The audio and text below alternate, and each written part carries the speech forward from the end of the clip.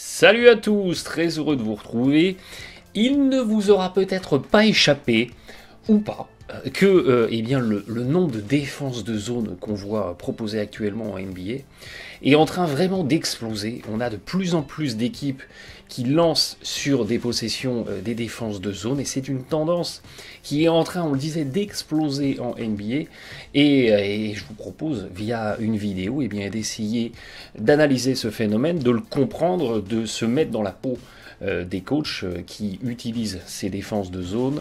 L'objectif, c'est pas de dire est-ce que c'est bien, est-ce que c'est mal, c'est pas d'apporter un jugement, c'est juste de tactiquement essayer de comprendre ce phénomène, parce que quand je vous dis qu'il y a une explosion des défenses de zone en NBA, c'est factuellement absolument impressionnant, puisque en 2017-2018, il y a eu un total de 638 possessions défendues en zone, sur l'intégralité de la NBA des 1240 ou 1280 matchs, donc c'était vraiment une goutte d'eau. Et la saison passée, on a déjà eu un phénomène d'explosion, puisqu'on est passé de 600 à pratiquement 4000 possessions défendues en zone, et là, en 2019-2020, alors qu'on est à la mi-saison, on est déjà à 3100 possessions défendu en zone. Quand je vous parle d'explosion, vous voyez que c'est pas qu'une image, c'est factuellement complètement confirmé par les données fournies par le site Synergy. Et donc il y a une tendance, il y a quelque chose qui est en train de se créer en NBA. La zone n'est peut-être plus réservée au basket FIBA, la NBA s'y intéresse, et ce que je vous propose de décortiquer dans cette vidéo. 2019-2020, on est parti plus 50% de séquences défendues en zone sur une année où ça avait déjà explosé, on vient de le voir. Et puis cette saison, on a 9 équipes qui utilisent la zone sur plus de 3% de leurs séquences défensives. Alors évidemment, ça reste marginal, on n'est pas en train de vous dire que la NBA commence à tout défendre en zone, évidemment que ça reste complètement marginal, mais on vient de très loin, et finalement il y a une explosion là en ce moment qu'il faut relever avec des équipes comme les Wizards ou comme Miami, qui utilisent la zone sur pratiquement 10% de leur défense. Donc ça commence à prendre de l'ampleur, et je vous le disais, 9 équipes cette saison à plus de 3% de taux d'usage. L'année dernière, il n'y en avait que 3. Donc c'est en train de se répandre un petit peu sur toutes les équipes, et l'objet de cette vidéo, c'est de comprendre pourquoi il y a cette explosion de l'utilisation de la défense de zone en NBA. Alors avant de se lancer dans une analyse basketologique, en tout cas la plus basketologique possible, eh bien, il faut essayer de comprendre le contexte actuel. Il faut essayer de comprendre où on en est pour arriver à se familiariser avec le cheminement qui a conduit certains coachs à davantage utiliser la zone dans leur défense. Le contexte actuel, ça vous aura pas échappé, je crois qu'on en a dû en parler à peu près 6000 fois dans toutes mes vidéos, c'est qu'il y a toujours plus de tirs à 3 points tentés, et encore cette saison, on tente en fréquence plus de tirs à 3 points que la saison passée, et c'est un phénomène qui, depuis 2013-2014, est pour l'instant inéluctable, la courbe ne s'est pas inversée. Qui dit toujours plus de tirs à 3 points dit des défenses toujours plus étirées, parce qu'on va avoir de plus en plus d'attaquants qui vont rester derrière la ligne à 3 points, et ces attaquants, il va bien falloir aller les gêner à un moment ou à un autre. Et puis on a aussi de plus en plus d'équipes qui sont sur des formats en 4 out et 1 in, donc 4 extérieurs, 4 joueurs qui jouent au-delà de la ligne à 3 points et un seul intérieur classique. Imaginez les Rockets, c'est le schéma classique, et qu'il n'y a que Capella qui reste collé à la raquette, tous les autres joueurs évoluent à la périphérie, et on a même de plus en plus d'équipes qui jouent en 5 out, c'est-à-dire que les 5 joueurs commencent les séquences d'attaque placées au-delà de la ligne à 3 points. Pensez aux Dallas Mavericks pour cette illustration. Donc pour défendre ces attaques-là, il faut être de plus en plus étiré. Et donc, qu'est-ce qui s'est passé? Certes, on tire de plus en plus à 3 points, mais ces étirements des défenses a aussi permis, il y a un deuxième effet levier, a permis d'ouvrir davantage d'accès, entre guillemets, facile vers le cercle. Et ben ouais, la défense est très étirée, donc on a des intervalles de plus en plus grands qui se sont créés, on a, pour familiariser, des autoroutes vers le cercle qui se sont créées, et c'est complètement retranscrit une nouvelle fois par les stats. C'est tout ce que j'essaye de vous démontrer dans ces vidéos.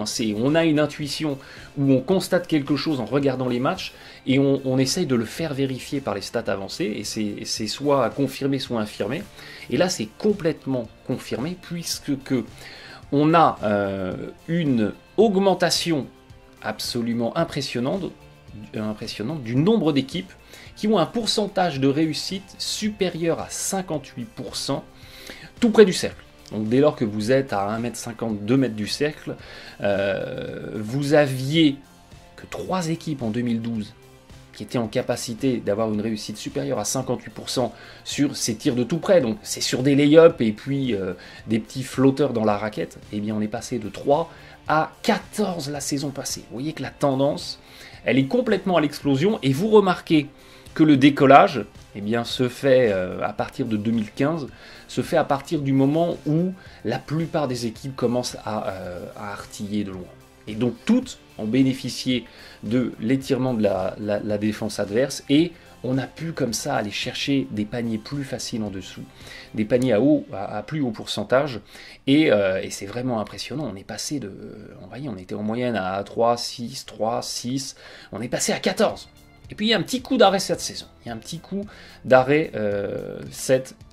Et puis, à côté de ça, il y a un phénomène d'appauvrissement des collectifs. Une nouvelle fois, c'est une intuition qui m'est apparue quand je regardais les matchs, en trouvant que le ballon circulait de moins en moins, qu'il y avait de plus en plus d'isolation, de plus en plus de pick and roll, et à contrario, moins de structure collective. Eh bien, c'est une nouvelle fois confirmé par les stats, puisque il y a cette saison 16 équipes qui en moyenne font moins de 290 passes par match, et c'est d'autant plus marqué que on joue cette saison encore davantage de possession que les saisons passées. Le rythme des matchs a augmenté, donc plus on joue de possession, plus normalement on devrait faire de passes dans ces possessions. Je ne suis pas en train de vous parler de passes décisives, hein. Je suis juste en train de parler de je fais une passe à un coéquipier sur le terrain. On ne parle absolument pas de passes décisives, juste d'une passe de connexion. Eh bien, on est cette saison à 16 équipes qui font moins de 290 passes par match. Vous voyez que c'est encore une tendance qui va à la hausse, avec des équipes comme les Rockets, comme les Blazers, qui font même pas 240 passes par match. Donc sur des matchs où on joue à peu près 100 possessions, par match, ça veut dire que en moyenne par possession, on va faire 2 passes. En incluant la passe de remise en jeu, qui est considérée comme une passe de connexion. Donc on a des collectifs qui s'appauvrissent, on a un ballon qui est de moins en moins vivant, et parallèlement à ça, certes la fréquence de tir à 3 points elle a augmenté, puisque, regardez cette saison, on tente 33 tirs à 3 points par match, il y a 20 ans on en tentait 13. Donc on a 2 fois et demi plus de tirs à 3 points tentés cette saison, et pourtant, le pourcentage de réussite, il est stabilisé, il est à 35%. On était à 35 il y a 20 ans, on est à 35 cette saison. Donc on ne tire pas plus à 3 points parce qu'on sait mieux le faire, on tire plus à 3 points parce que, avec les stats avancées, on en a déjà parlé dans plein de vidéos, tous les coaching staff se sont rendus compte qu'il fallait gommer le tir à mi-distance de l'arsenal offensif, et au contraire reculer encore un petit peu pour aller chercher des paniers à plus haut pourcentage derrière la ligne à 3 points, et ça se confirme complètement dans l'offensive rating, c'est-à-dire le nombre de points marqués en moyenne pour 100 possessions. On est passé de 103 à 110. Donc on est allé chercher de l'efficacité dans l'utilisation du tir à 3 points, mais sachez que le pourcentage de réussite est resté stable. Du coup, le dilemme du coach, le dilemme des coachs NBA, il est assez simple. Est-ce que je fais le choix de laisser des tirs à 3 points où les adversaires sont en moyenne à 35% de réussite, ou est-ce que je fais le choix de laisser des tirs tout près du cercle où les adversaires vont être en moyenne à 60%. Ici, on est complètement pragmatique dans cette analyse. On se rend compte que tourner à 35% à 3 points, c'est 1,05 points par possession. Et tourner à 60% sur des lay-ups tout près du cercle, c'est tourner à 1,20 points par possession, plus les probabilités que vous provoquiez une faute sur un défenseur et que vous ayez soit des lancers francs à 75% de réussite, soit des 1-1. C'est-à-dire que j'étais parti pour mettre un 2 points et je repars avec 2 points, une faute provoquée sur un adversaire et potentiellement un lancer franc. Ben, quand vous analysez ce dilemme, vous vous dites que il y a peut-être de la pertinence à sacrifier les tirs à 3 points, mais à contrario, verrouiller la raquette pour empêcher des paniers, entre guillemets, faciles en dessous. Et c'est exactement le postulat qui a été adopté par les Milwaukee Bucks la saison passée et qui est encore en place cette saison. Alors les Bucks ne sont pas des utilisateurs de la zone, mais c'est pour vous comprendre le cheminement qui va être le même. La saison passée, les Bucks, c'est pas compliqué. C'était l'équipe qui laissait tenter le plus de tirs à 3 points à ses adversaires. 38% en moyenne de fréquence de tirs à 3 points tentés par les adversaires des Bucks. En gros, on restait verrouillé dans la raquette, on laissait les adversaires tout seuls à 3 points. Les mecs se retrouvaient tout seuls, ils sanctionnaient. En tout cas, ils tentaient le tir. Et puis, sur ces tirs laissés à 3 points, les adversaires des Bucks avaient le 8e meilleur pourcentage à 3 points de la NBA. Donc les Bucks, ils laissaient tirer à 3 points, et les adversaires tiraient en efficacité à 3 points. A contrario, certes on vous laissait tirer à 3 points, c'est ce qu'on voit bien sur la shooting chart où il y a du orange, donc où on est dans l'efficacité, a contrario, la raquette était complètement verrouillée. Les Bucks, c'était l'équipe qui accordait le moins en fréquence de tir à 2 points tentés, et c'était l'équipe qui forçait les adversaires, leurs adversaires qui tentaient ces 2 points au plus petit pourcentage de réussite de la NBA. Et la saison passée, les Bucks, rappelez-vous, c'était la meilleure défense de la NBA. Donc ce parti pris de verrouiller la raquette et de laisser les adversaires tirer à 3 points, eh bien, il a de la cohérence, il a de la pertinence, il est efficace. Encore faut-il que vous réussissiez à verrouiller la raquette. Mais dès lors que vous compactez un petit peu tous vos défenseurs là, que vous limitez les pénétrations, que vous doublez s'il y a du jeu au poste, vous êtes plus ou moins effectivement assuré de créer une petite citadelle là autour de la zone peinte et de repousser les adversaires. Ce postulat défensif peut paraître complètement paradoxal, voire anachronique, avec la tendance actuelle qui est de plus en plus de tirs à 3 points de la part des adversaires. On pourrait se dire, mais c'est débile, on va se faire artiller de loin, tout le monde tire à 3 points, donc on va se faire exploser. Eh bien, ça n'est pas débile dès lors que vous avez compris qu'il y a un double revers dans une médaille.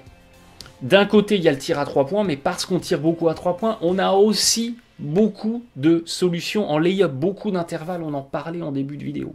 Et ça, effectivement, c'est quelque chose que moi-même, j'ai peut-être pas assez développé dans mes vidéos, mais qui représente beaucoup dans l'efficacité offensive des attaques NBA actuellement. C'est la fameuse binarisation du basket. D'un côté, du 3 points ou du lay-up. Tout ce qu'il y a entre les deux disparaît. Donc, 3 points là, mais forcément lay-up ici. Et ça peut être complètement cohérent d'éliminer la partie lay-up. On a vu le contexte. On a vu le dilemme du coach. On a vu ce à quoi finalement les coachs actuellement en NBA et plus généralement dans le basket mondial, ce à quoi les coachs sont confrontés. Maintenant, quel est leur raisonnement tactique ? Quel est leur raisonnement tactique pour comprendre pourquoi il y a une explosion de la zone en NBA ? Le raisonnement tactique, il est tout simple. On va inonder le côté fort en défense, on va surcharger côté ballon, on va, dans cette surcharge, limiter les isolations, parce qu'on va aller mettre 2 défenseurs sur le joueur qui veut jouer tout seul, donc il va très vite comprendre qu'il ne va pas pouvoir contourner 2 défenseurs. On va donc limiter les pénétrations, et on va enfin limiter le pick and roll, on va enrayer les séquences de pick and roll. On est dans une NBA, ne nous voilons pas la face, où le pick and roll et l'isolation sont devenus les 2 choses les plus utilisées en attaque. Donc, défensivement, c'est les 2 choses qu'on va essayer d'enrayer, de ralentir le plus. Et puis, à côté de ça, si je choisis de faire zone, je choisis de protéger ma raquette. On en parlait un petit peu plus tôt. On a des défenseurs qui collent un petit peu plus à la raquette, qui sont sur les lignes de passe pour éviter les passes de transfert, qui peuvent venir s'interposer entre un attaquant qui veut attaquer le cercle et le panier. Et on a comme ça finalement une petite forteresse qui se crée autour de la raquette. Ça permet aussi de ne pas exposer ces grands intérieurs qui ne sont pas obligés soit de changer en défense et de se retrouver sur des situations de mismatch, parce que mon intérieur, je vais jamais lui demander quand je défends en zone de sortir au-delà de la ligne à 3 points. Si on est sur une défense classique 2-3, donc c'est 2 devant, 3 derrière, mon grand intérieur, il est au milieu, à l'arrière, et jamais il ne sort au-delà de la ligne à 3 points. Donc jamais il n'est exposé par des situations de mismatch, et jamais il n'est hors de position. Il est en permanence près du cercle, en dissuasion. Il a juste à faire effectivement attention aux 3 secondes défensives. Donc si jamais il n'est pas en marquage direct sur un joueur, eh bien il ne reste pas dans la raquette, mais avec un tout petit peu de QI basket, c'est une règle que vous arrivez facilement à contourner. Et puis, on est dans une NBA moderne du positionless basketball. Il n'y a plus de poste. Arrêtez de me parler de meneur, d'arrière shooter, de small forward, de power forward et de pivot, ça n'existe plus. On est maintenant dans un basket où tout le monde peut tout faire pour caricaturer. Et finalement, ce positionless basketball, ce jeu sans position prédéfinie, impose aussi qu'à contrario, il y a des positionless defenders, c'est-à-dire que tous les défenseurs peuvent venir défendre sur n'importe qui. Et cette polyvalence du défenseur qu'on attend des défenseurs NBA, eh bien, elle s'inscrit très bien dans un contexte où on va défendre en zone. Et moi, j'ai ma partie du terrain que je dois verrouiller, et sur cette partie du terrain, je vais peut-être me retrouver sur le plus petit joueur ou le plus grand joueur en face, mais c'est pas grave. Je vais, quoi qu'il arrive, être le responsable du verrouillage de cette zone du terrain. Donc on a finalement une polyvalence de l'attaque qui dicte une polyvalence de la défense, et ça correspond bien avec ce que les coachs peuvent aller rechercher sur de la défense de zone. Et puis le parti pris, c'est que dans une NBA où il y a de moins en moins de jeux collectifs, eh bien, on fait le pari que notre rotation défensive, quand on défend en zone, elle sera plus rapide que le mouvement du ballon en face. Parce qu'il y a de moins en moins d'équipes qui ont l'habitude de faire circuler la balle, qui ont l'habitude de faire des renversements, d'avoir un collectif huilé. Donc on va facilement les enrayer. Et c'est ce qu'on a très bien vu, par exemple, face aux Houston Rockets, qui se sont vus opposés à plein de séquences de zones qui les ont bien gênés. On en reviendra un petit peu plus tard. Donc on a vu en 1 le contexte, on a vu en 2 eh bien, les dilemmes tactiques pour les coachs, et bien voyons en 3 le bilan, parce que la théorie c'est bien beau, mais dans les faits ça donne quoi? Est-ce que ça marche ou ça marche pas? Eh bien pour l'instant ça marche bien. Les équipes NBA qui sont les plus grosses utilisatrices de la zone, eh bien pour l'instant c'est pertinent. Principalement la défense de zone utilisée en NBA à l'heure actuelle, c'est une 2-3. C'est une 2-3 où on va laisser son grand, on le disait, au milieu sur la ligne de 3 en bas, en verrouillage de la raquette. Ça permet aussi d'avoir des joueurs qui peuvent sortir dans les coins. Rappelez-vous que le tir le plus rémunérateur du basket, c'est le tir à 3 points dans les corners. Donc quand on est en 2-3, 2 devant, 3 derrière, on peut aller verrouiller un petit peu dans les coins, et on peut aller aussi eh bien doubler sur le joueur qui monte la balle. On peut aller doubler sur les mutants. On peut aller doubler sur les Harden, sur les Simmons, sur les Giannis, sur les Luka Doncic. On peut doubler sur ces joueurs-là, sur les LeBron, qui font la montée de balle et cherchent à jouer l'isolation. On peut surcharger sur eux avec comme seul et simple objectif de leur faire lâcher la balle. Dès lors que ces mutants n'ont pas la balle en main, c'est une autre histoire, parce que c'est des joueurs qui ne sont pas habitués à jouer sans ballon.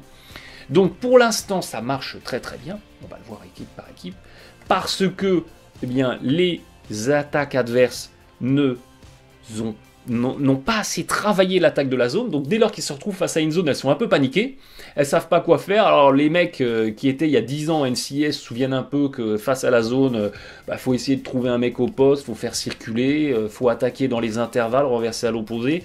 Ça leur rappelle vaguement quelque chose, mais faute de l'avoir travaillé de manière récurrente avec leurs équipes NBA, ils sont un peu perdus. On a vu plein d'équipes face à des zones complètement circulées, jouer à la passe à 10 jusqu'à avoir un semblant de tir à 3 points ouverts et déclencher de loin. C'est exactement ce que les défenses adverses espèrent en lançant des séquences de zone. Dérouter l'adversaire, enrayer un petit peu ses habitudes et arracher comme ça 3 ou 4 stops.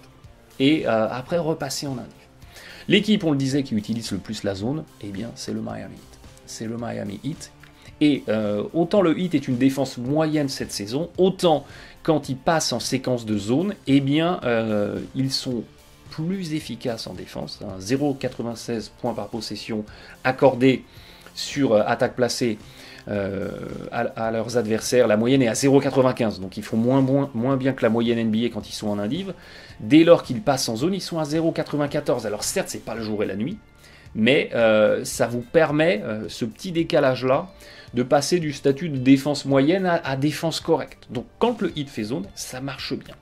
Ça marche bien notamment, et ça c'est le deuxième effet qui se coule de la zone, notamment parce qu'on fait provoquer plus de pertes de balles aux adversaires directs, et ça c'est vrai pour toutes les équipes qui font majoritairement de la zone, on va les passer en revue, et aussi parce qu'on accorde beaucoup moins de lancers francs, donc on fait beaucoup moins de fautes quand on est en zone que quand on est en indiv. On provoque des pertes de balles parce qu'on est agressif sur les lignes de passe, parce que l'adversaire n'a pas trop l'habitude, donc ne sait pas trop comment se comporter, et on accorde beaucoup moins de lancers francs parce qu'on fait beaucoup moins de fautes, parce que l'adversaire tombe un peu dans le piège du tir ouvert à 3 points. On fait circuler, on a un mec tout seul, il tente, mais ce tir tenté à 3 points, c'est forcément un drive qui n'aura pas eu lieu et une provocation de faute qui n'aura pas eu lieu. Et c'est comme ça que, eh bien, défensivement, pour l'instant, c'est pertinent. Le Heat, on le disait, pratiquement 12% de leur séquence défensive en zone. Le gros utilisateur de la zone en NBA, c'était déjà le cas la saison passée, et ils s'en sortent, on le voit ici, plutôt bien. Autre équipe qui utilise aussi pas mal la zone, c'est les Wizards. C'est les Wizards, et là c'est encore plus marqué parce que les Wizards, eh bien, quand ils défendent en indiv, c'est simple, c'est la pire défense de la NBA, et dès lors qu'ils lancent des petites séquences de zone, eh bien, on se retrouve dans la moyenne NBA. Et chez les Wizards, c'est complètement cohérent parce que quand vous avez Isaiah Thomas, Gary Payton, fils de son père, et Bradley Beal ensemble sur le terrain et que vous devez faire une défense individuelle, j'aime autant vous dire que effectivement vous prenez cher, alors que quand vous repassez sur un schéma de zone, eh bien il y a moins de mismatch, il y a moins de situations où Thomas peut vraiment être exposé en défense, et c'est beaucoup plus cohérent, et une nouvelle fois ça se retranscrit complètement dans les stats des Wizards dès lors qu'ils ont fait zone, avec toujours cette tendance. J'ai été en zone, j'ai fait provoquer plus de pertes de balles à mon adversaire direct, et j'ai moi-même fait moins de fautes et laissé à mon adversaire direct moins de lancers francs. Et là, c'est le duo gagnant. C'est le duo gagnant du nœud défense. Faire perdre des ballons, ce qui est le jackpot puisque l'adversaire n'a même pas tenté un tir, et limiter les lancers francs qui sont également des paniers marqués avec un très haut pourcentage. Autre équipe qui utilise énormément la zone, en tout cas, parmi les équipes NBA à utiliser énormément la zone, les Raptors. Les Raptors, et c'est pareil. Les Raptors, c'est pareil. C'est déjà une très bonne défense individuelle. Sur les séquences qu'ils ont lancées en zone, eh bien, ils s'en sont très très bien sortis également, avec toujours le combo gagnant de la perte de balles et des lancers francs limités accordé aux adversaires directs. Alors sur les Raptors, c'est déjà une très bonne indiv, donc c'était déjà une équipe qui provoquait beaucoup de pertes de balles aux adversaires, c'est un petit peu moins marqué, mais ce qui est absolument marqué, c'est le nombre de lancers francs qu'on a accordé, c'est pratiquement divisé par 2, on passe de 10% de séquences qui entraînaient des lancers francs, donc 10% de séquences où on faisait faute sur le tireur et il allait au lancer, on est passé à 5%. Donc pareil, tactiquement du côté des Raptors, et c'est ce que Coach Nurse avait mis en avant quand Gasol était arrivé, c'était on va lancer peut-être un petit peu plus de zone 2-3 en laissant Gasol coller dans la raquette, et avec notre réactivité, avec nos capacités à être mobile latéralement, à bien se replacer, on va avoir une arme de plus tactiquement à notre arsenal, et les Raptors l'ont très bien utilisé, notamment en finale NBA. En finale NBA, avec encore un autre dérivé de la zone, avec une espèce de boîte où on avait un joueur, Van Vliet, laissé en indiv sur Curry, et les 4 autres qui restaient collés à la raquette.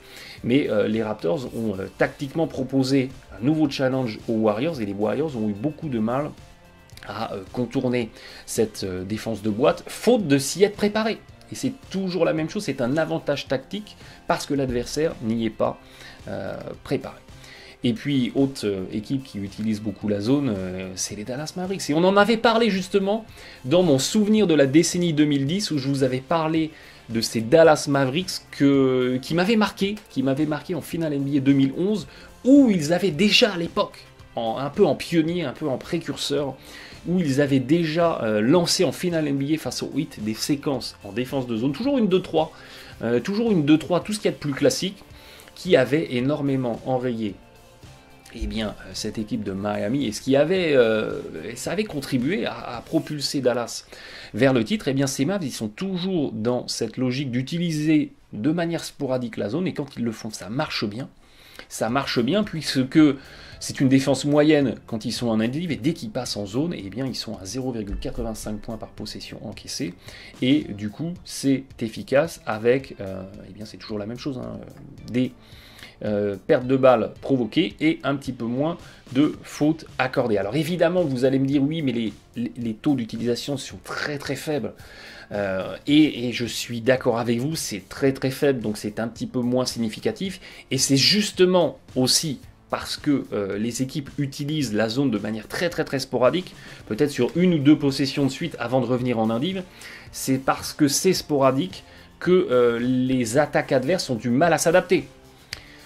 Si ces équipes faisaient 50% indiv, 50% zone, toutes les équipes NBA travailleraient l'attaque de la zone et elle serait moins efficace. C'est parce qu'elle est encore assez peu utilisée qu'elle est efficace, faute d'avoir des adversaires préparés, mais c'est toujours intéressant quand même à analyser, à avoir en tête. Et puis, il y a une autre équipe qui fait un petit peu de zone, en tout cas qui est parmi les équipes à utiliser le plus la zone cette saison, c'est les Clippers.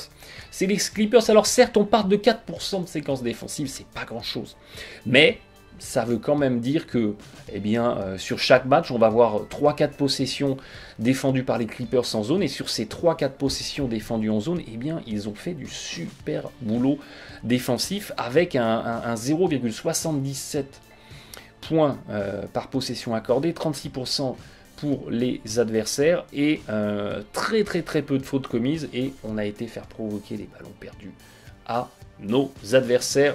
Direct, vous avez vu que cette tendance, elle se confirme sur toutes les équipes qui utilisent majoritairement la zone. La seule équipe qui fait pas mal de zones, et pour l'instant ça n'est pas traduit par de l'efficacité, c'est les Brooklyn Nets qui l'utilisent assez souvent, et sur les séquences qu'ils font en zone, ils s'en sont pas super bien sortis. Les Nets sont malheureusement cette saison une défense très très moyenne, voire médiocre, et ayez bien en tête que défendre en zone, c'est plus compliqué que bien défendre en indiv. Ça impose beaucoup plus de QI basket, ça impose beaucoup plus de communication.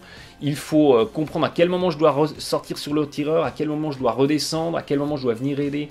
Pas aider, l'indiv entre guillemets est beaucoup plus schématique. J'ai un joueur, je suis mon joueur. Quand il est à l'opposé du ballon, je viens flotter un petit peu.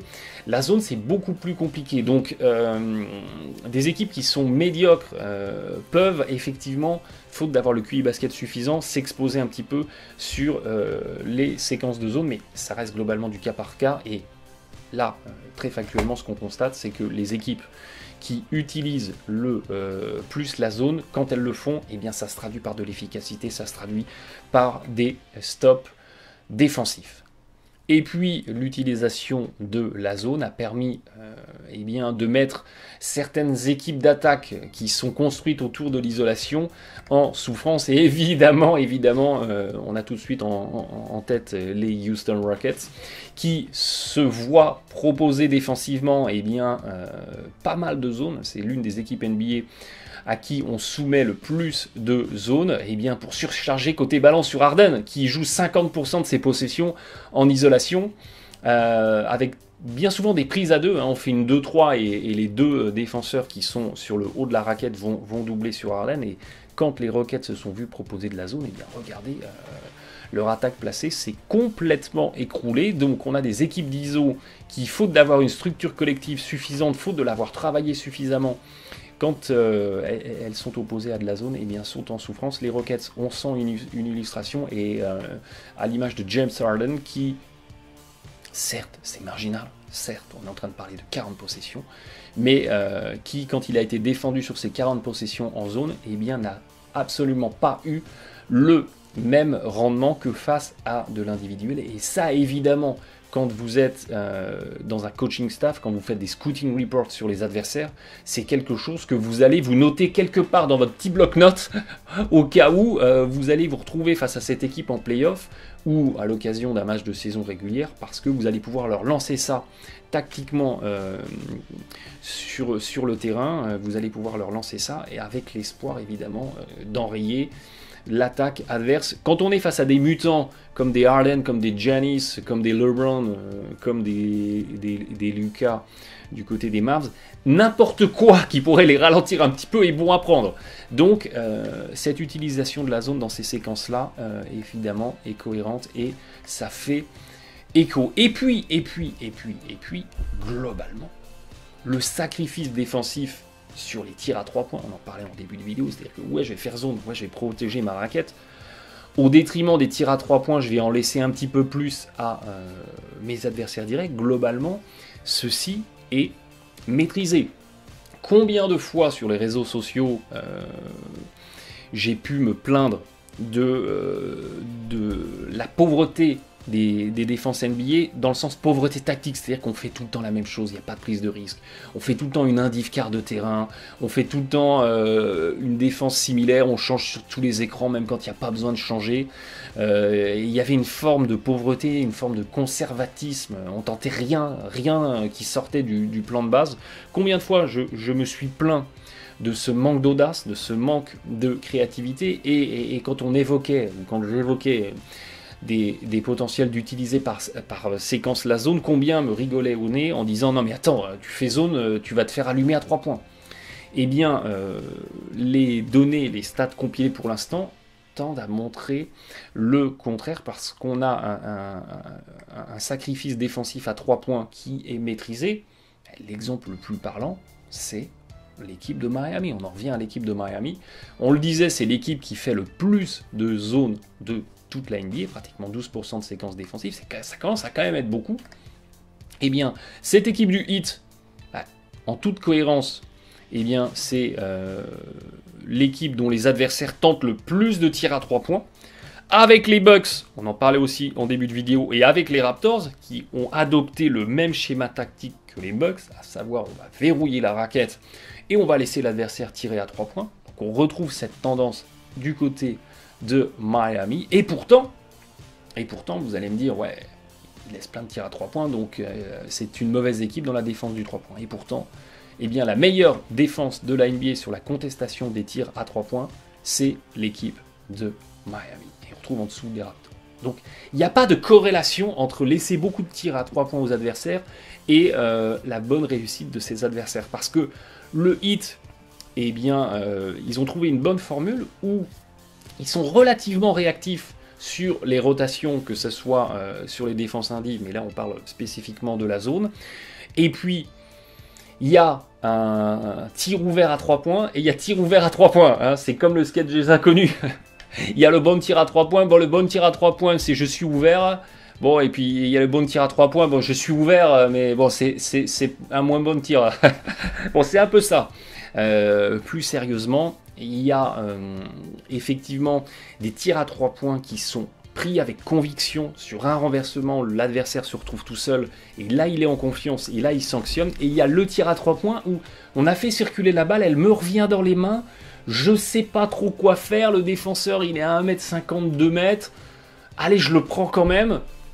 Le défenseur du Heat est un peu en retard, un peu en décalage sur la contestation, mais je suis moins dans mon rythme, moins dans mes habitudes, et finalement je dévisse mon tir. Et c'est plus sur des séquences comme ça que défensivement on est du côté du Heat, que sur des séquences où on a vraiment abandonné des tirs à 3 points complètement ouverts, et où l'adversaire a pu en profiter. Tout ça pour dire que vous avez vu que finalement l'adage qui est de dire je vais faire zone, donc je me fais faire allumer à 3 points, eh bien concrètement, il ne se matérialise pas dans les stats qu'on a pu compiler sur cette saison, et également sur la saison passée. Donc au total, pour résumer, vous avez bien compris qu'il y a une explosion des défenses de zone en NBA actuellement, que cette explosion à mon avis va encore s'accentuer sur la deuxième partie de la saison régulière et sur une bonne partie des playoffs. Pour l'instant ça marche très bien, tout simplement parce que les attaques adverses ne sont pas préparées, ne sont pas suffisamment entraînées à attaquer cette zone, et que, faute d'avoir un plan de match très clairement défini et des automatismes très clairement définis sur comment attaquer la zone dès lors que l'adversaire en propose une, ça enraye un peu les attaques, les collectifs paniquent un peu, on se retrouve sur des panier tenté sans vraiment de conviction, on n'essaye pas d'aller forcément attaquer le cercle, d'aller flasher dans les intervalles, on n'est peut-être pas assez agressif aussi au rebond offensif derrière. L'une des grosses problématiques de la zone, c'est que comme on n'a pas un joueur attitré, c'est moins évident de savoir sur qui je vais faire mon écran en retard pour verrouiller le rebond défensif. Les mauvaises langues me diront, et je les entends, et je suis en partie d'accord avec eux, il y a de toute façon plus d'écran en retard en NBA, plus personne ne bloque personne, mais c'est un autre débat.